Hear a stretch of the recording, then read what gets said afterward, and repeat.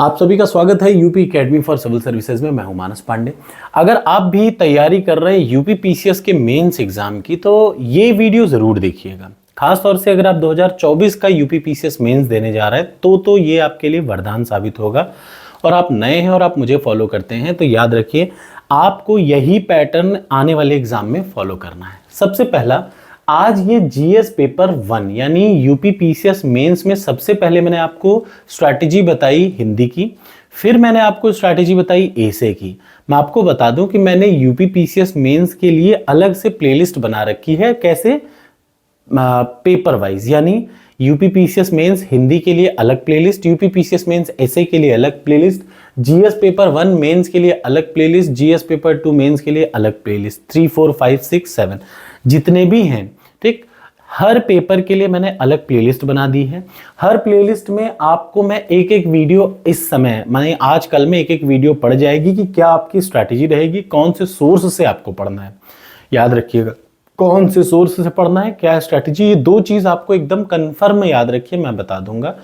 आप अगर अपने से तैयारी कर रहे हैं तो सिर्फ इस हिसाब से स्टार्ट करें। अदरवाइज जैसे जीएस पेपर 4 को मैं पढ़ाने जा रहा हूं यूपीएससी और यूपीपीसीएस दोनों के लिए।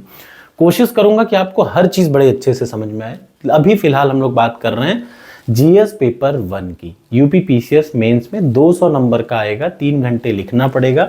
टोटल प्रश्न आएंगे 20, यानी सबसे इंपॉर्टेंट है ना लिखने की प्रैक्टिस करना। अब जरा सा देखिए जीएस पेपर 1 में, ये मैं आपको टेलीग्राम पे अभी तुरंत शेयर कर दूंगा।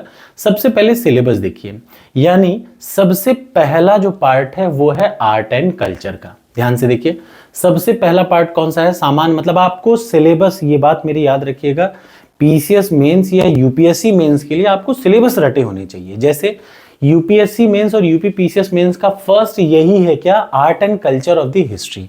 पुराने भारत में आर्ट एंड कल्चर कैसा था, याद रखिए भारतीय संस्कृति इतिहास में प्राचीन काल से अब तक साहित्य, वास्तुकला, कला, इन सब के बारे में बताइए। तो इसके लिए आपको क्या करना है ये 1 बाय 1 मैं बता दूं। अगर आप खुद से तैयारी कर रहे हैं तो मैं आपको ये सलाह देता हूं कि सबसे पहले आप क्या काम करिए, 1 बाय 1 आपके पास रिटन मटेरियल एक कॉपी ले लीजिए।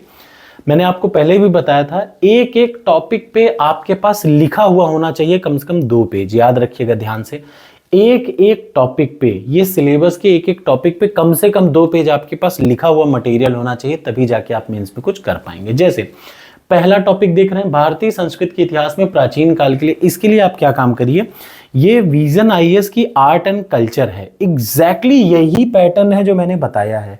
और आपको अभी मैं इसका जो लेटेस्ट 2023 का यूपीपीसीएस मेंस हुआ उसका मैं आपको पेपर दिखाऊंगा, उसका एक सॉल्यूशन भी दिखाऊंगा कि 2 टाइप के प्रश्न आएंगे, वो कैसे आएंगे, प्रश्न कैसे आते हैं और आप कैसे सॉल्व करेंगे। ध्यान से देखिएगा, ठीक। सबसे पहला देखिए, पहला टॉपिक है आर्ट एंड कल्चर। तो आर्ट एंड कल्चर के एग्जैक्टली सिलेबस के अकॉर्डिंग ये टॉपिक है।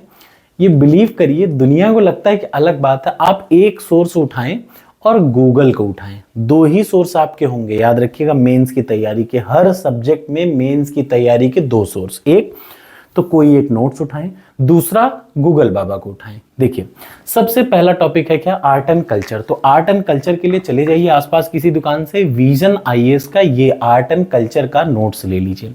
ये विजन आईएएस का आर्ट एंड कल्चर का नोट्स है, पूरा प्रॉपर। देखिए आर्किटेक्चर से, ये हिंदी इंग्लिश दोनों में उपलब्ध होता है, ठीक। आराम से आप चले जाइए, एग्जैक्टली आपके सिलेबस के अकॉर्डिंग है ये, बिना इधर उधर को कोई कहीं कोचिंग मत जाइए।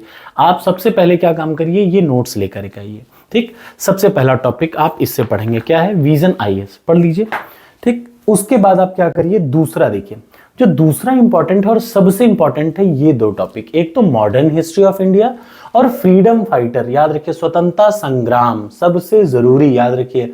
एक तो 1757 से 1947 तक यानी इंडियन फ्रीडम मूवमेंट आएगा, कंफर्म क्वेश्चन, और मतलब मॉडर्न हिस्ट्री आएगा। और दूसरा जो इंपॉर्टेंट लोग हैं इससे संबंधित उनके बारे में, तो उसके लिए ये देखिए वही विजन आईएएस का पार्ट 1 देख रहे हैं, इंडियन हिस्ट्री पार्ट 1 पूरा का पूरा सॉल्व, और दूसरा इंडियन हिस्ट्री पार्ट 2। जितने इंपॉर्टेंट लोग हैं, चाहे गांधी जी हों, चाहे दुनिया के सारे लोग हों जो भारत के स्वतंत्रता संग्राम में भाग लिए हैं, उनका ये पार्ट 1 पार्ट 2 में करके विजन आईएएस का ही है। देखिए modern history part 1, modern history part 2, किसी भी शॉप पे चले जाएंगे, if you live in Delhi go to Mukherjee Nagar, if you live in Prayagraj go to Gyan publication, he will give you everything. Gyan Bharati जानते हैं आप, उनको मेरा नाम बताइएगा, वो आपको दे देंगे, फ्री में नहीं देंगे, पैसा लेके देंगे, ठीक है। तो ये देख रहे ना, आप इसको लेकर के आइए और ये 3 टॉपिक आप कवर करेंगे। अब देखिए पहला टॉपिक हो गया, दूसरा और तीसरा टॉपिक ये आपको इससे उठाना है, कवर करना है। कैसे करना है ये भी मैं बताऊंगा। फिर एक प्रश्न कंफर्म आएगा मॉडर्न हिस्ट्री के बाद वर्ल्ड हिस्ट्री से। इधर देखिए विश्व का इतिहास, ये सबसे इंपॉर्टेंट पार्ट है और आपको मेंस के लिए, प्रीलिम्स में नहीं आता ये, लेकिन मेंस में ये आता है।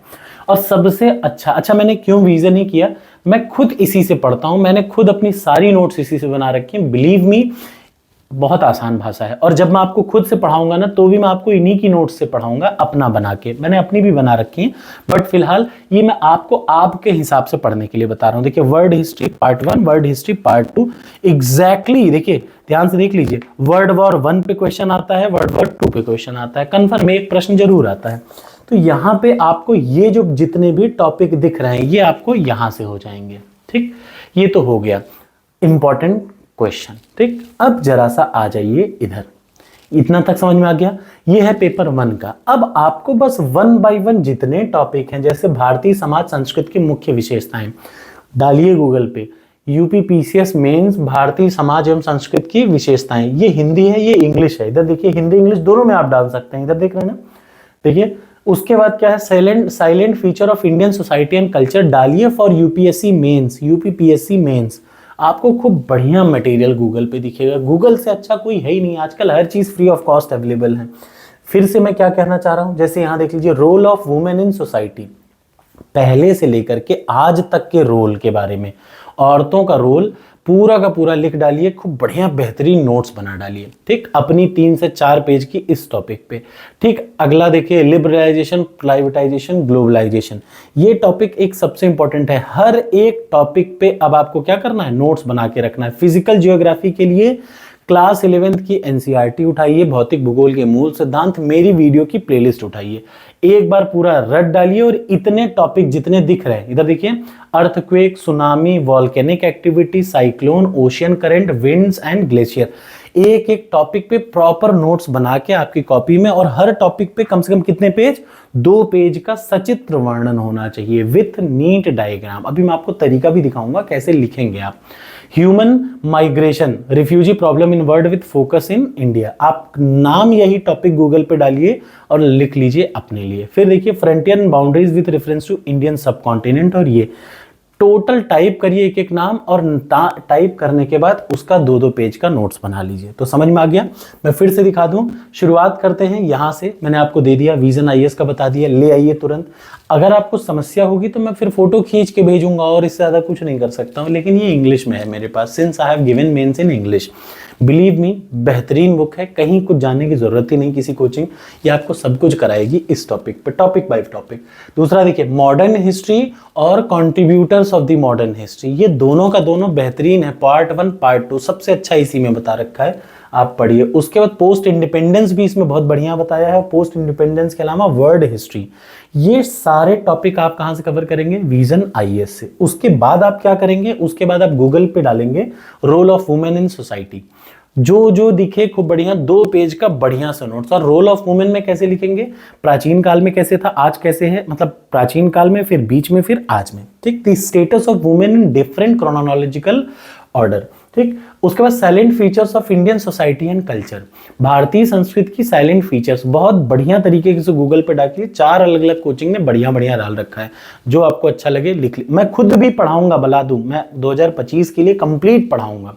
बट आप अगर खुद से तैयारी करना चाहते हैं तो आपको पता है 2 महीने में इतना लंबा, मैं खुद एक वर्किंग प्रोफेशनल हूं, बहुत टाइम नहीं दे पाता हूं। बट 2025 के लिए मैं पूरा A to Z टॉपिक पढ़ा के छोड़ूंगा, ठीक है, एक प्लेलिस्ट में। इसीलिए ये प्लेलिस्ट मैंने बना रखी है, यही प्लेलिस्ट में आपको 2025 के लिए भी दिखेगा। आप देखिए जैसे ये क्या है, oceanic resources of India and their potential, simple सा है, गूगल पे डालिए, बढ़िया सचित्र वर्णन आपको मिल जाएगा, लिख लीजिए अपनी कॉपी में, ठीक, इसके लिए क्या करना है, इधर देख लीजिए, ये कहाँ गया, silent feature of physical geography, कुछ मत करिए, क्लास 11th के एनसीईआरटी भौतिक भूगोल के मूल सिद्धांत, मानस पांडे का वीडियो की प्लेलिस्ट रट डालिए, सब समझ में आ जाएगा। ठीक, लेकिन बिना टॉपिक के मत पढ़िएगा, सिर्फ वो पढ़िए जो टॉपिक है, मतलब आप वो चीजों को देखिए जो टॉपिक से संबंधित है। ठीक, अब जरा सा आपको मैं दिखाता हूं 2023 का पेपर, ये 2023 का पेपर है, 200 नंबर का पेपर है, जीएस पेपर 1 3 घंटे का था। कुल कितने प्रश्न हैं, 20 प्रश्न है। प्रश्न नंबर 1 से लेकर के प्रश्न नंबर 10 तक 125 शब्द में जवाब देना।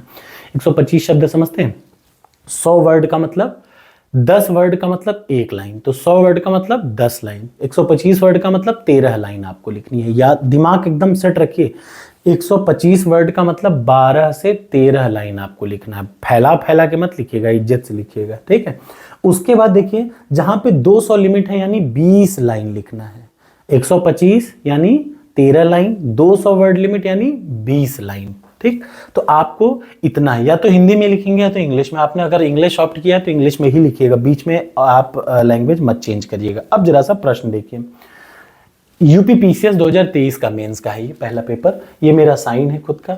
ठीक, अब आपको मैं दिखाता हूं, वैदिक साहित्य का परिचय दीजिए। देखिए यूपीएससी और यूपीपीएससी में इतना सा फर्क है और ये हमेशा रहेगा, कितना भी आयोग कर ले यूपीएससी नहीं बन सकता। यहां देखिए सिंपल, यूपीएससी कभी भी सीधा प्रश्न नहीं पूछता, घुमा के पूछता है, इसीलिए मैं यूपीएससी का मेंस नहीं निकाल पाया, फेल हो गया। मुझे ये कहने में कोई दिक्कत नहीं, मुझे कहने में कोई शर्म नहीं आ रही है कि मैं यूपीएससी मेंस के लायक नहीं था, इसलिए मैं फेल हो गया।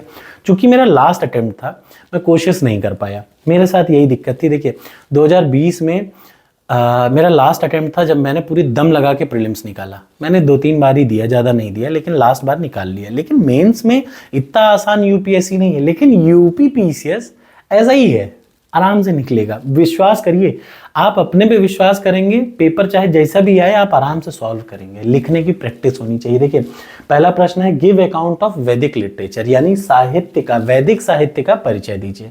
वैदिक साहित्य का मतलब आपको वेदों के बारे में, श्रुतियों के और अनुश्रुति, स्मृति और श्रुति, इन दोनों के बारे में लिखना है। वैदिक साहित्य का मतलब 4 श्रुतियां हैं, ऋग्वेद, यजुर्वेद, सामवेद, अथर्ववेद, और कितना लाइन लिखना है, 8 नंबर का मतलब 13 लाइन। दिमाग में बिठा लीजिए, 125 वर्ड 200 वर्ड, 125 वर्ड 200 वर्ड।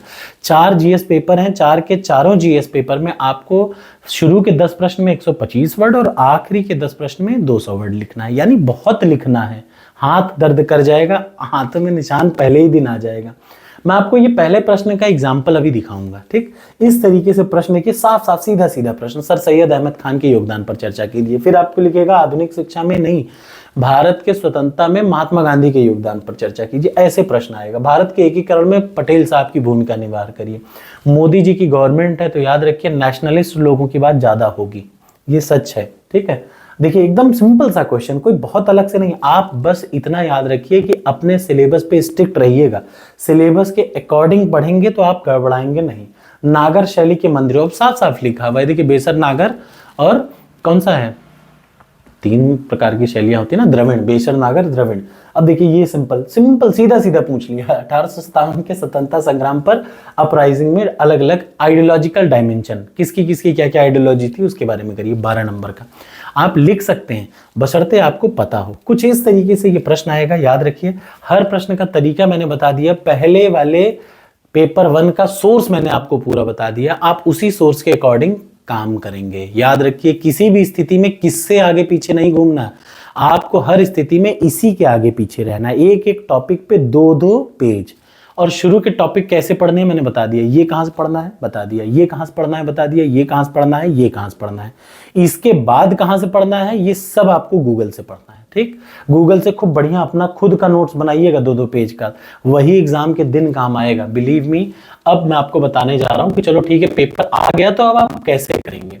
पहला प्रश्न था कि आप वैदिक कल्चर, वैदिक साहित्य के बारे में बताइए, तो ये 8 नंबर का प्रश्न है। कुल कितने लाइन लिखनी है, मैक्सिमम 13 लाइन, 1 2 3 4 5 6 7 8 9 10 11 12 13 14 15 16, ये भाई इधर उधर लिख दिए। ऐसा क्यों हुआ, क्योंकि देखिए जब कोई कंप्रेस होगा, आप अपने आप को याद रखिएगा, नेगेटिव मार्किंग का मतलब 12 के बाद 13 लाइन नहीं, 13वीं लाइन के बाद नहीं लिखना।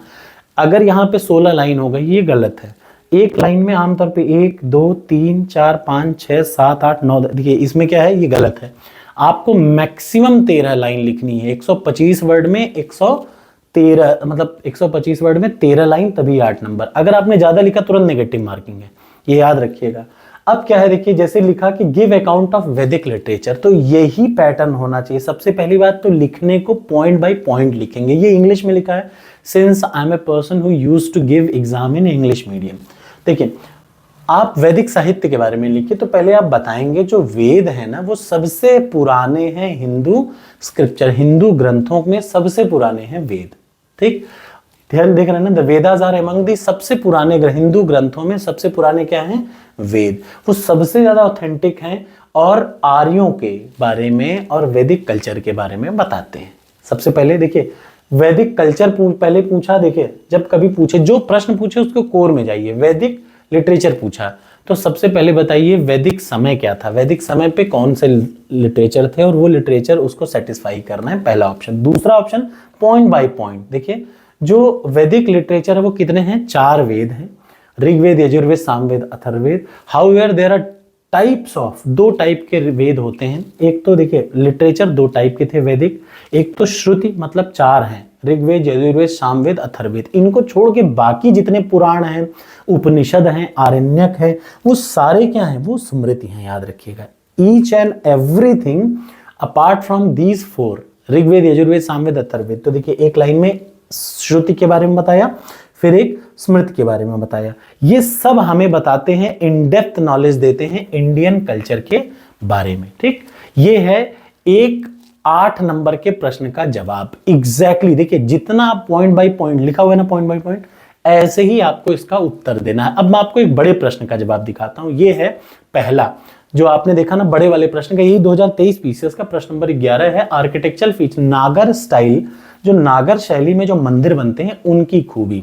तो सबसे पहला काम देखिए, यहाँ पे आप डायग्राम बनाएंगे, देख रहे हैं ना, साफ साफ देखिए, आपको इन सब की प्रैक्टिस होनी चाहिए।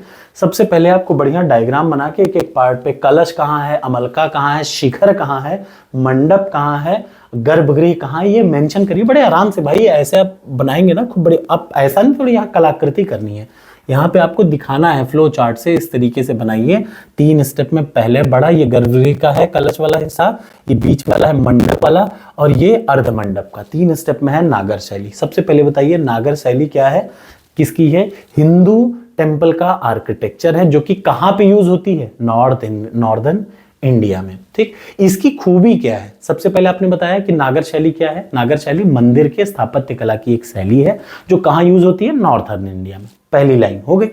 उसके बाद आप क्या बताएंगे, अगली चीज, इस नागर शैली की क्या खूबी है, तो हल्का सा आपने खूबी बताई। फिर उन खूबियों में जैसे आप शिखर के बारे में बताइए, देखिए शिखर, मंडप, गर्भगृह, अमलका, चारों के बारे में बताया। इसके एग्जाम्पल जरूर बताइए कि कहाँ कहाँ है, कंदरिया महादेव का मंदिर है, खजुराहो का, लिंगराज का, भुवनेश्वर में, कोणार्क का।